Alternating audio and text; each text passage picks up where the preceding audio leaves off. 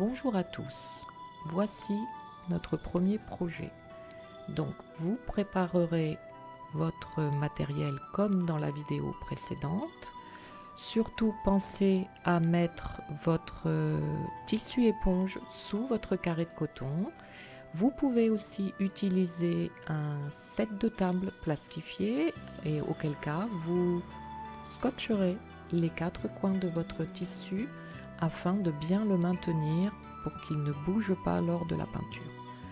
Alors, une fois que tout le matériel est prêt, je vous propose de préparer donc votre peinture. La base soit très blanche, très liquide dans le petit godet vert, soit simplement de l'eau, c'est tout à fait faisable. Cela donnera un côté moins laiteux à vos dégradés.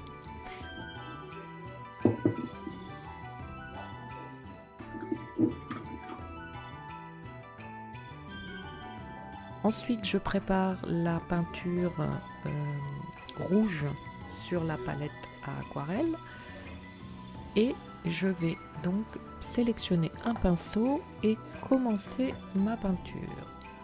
Donc dans un premier temps, vous imbibez fortement votre pinceau à aquarelle en l'égouttant légèrement afin qu'il ne goûte pas au-dessus de votre travail, puis vous positionnez la pointe et l'imbibez très légèrement de peinture rouge qui n'a, elle, pas été travaillée. Elle est juste prise dans les pots.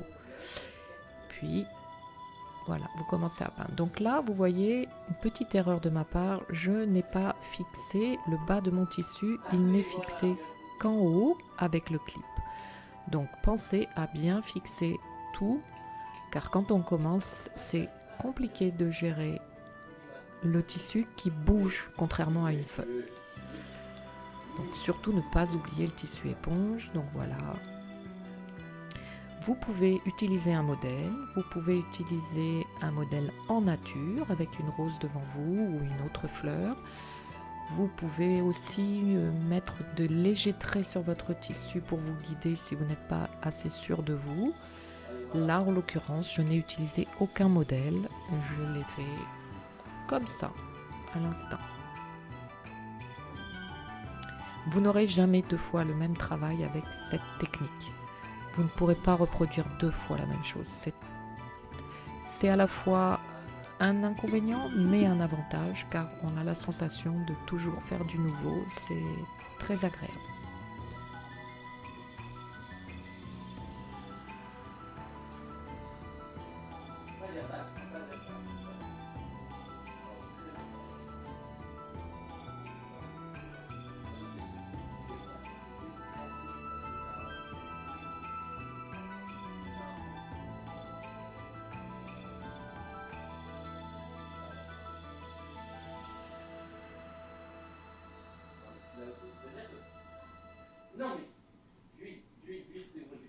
Vous pouvez tamponner votre travail avec de l'éponge au fur et à mesure si vous voyez que le liquide fuse trop et donc dépasse les rebords que vous souhaitez donner à votre fleur. N'hésitez pas à tamponner en cours de travail. Ici, ça n'était pas nécessaire, l'éponge dessous suffisait à absorber le trop-plein. Voilà, donc on termine toujours en absorbant le surplus. Je passe donc à la peinture de la tige et de la base de la fleur avec un pinceau très fin du 2-0. Cela permet de faire des traits extrêmement délicats. Le seul inconvénient, c'est qu'il faut très fréquemment reprendre de la peinture.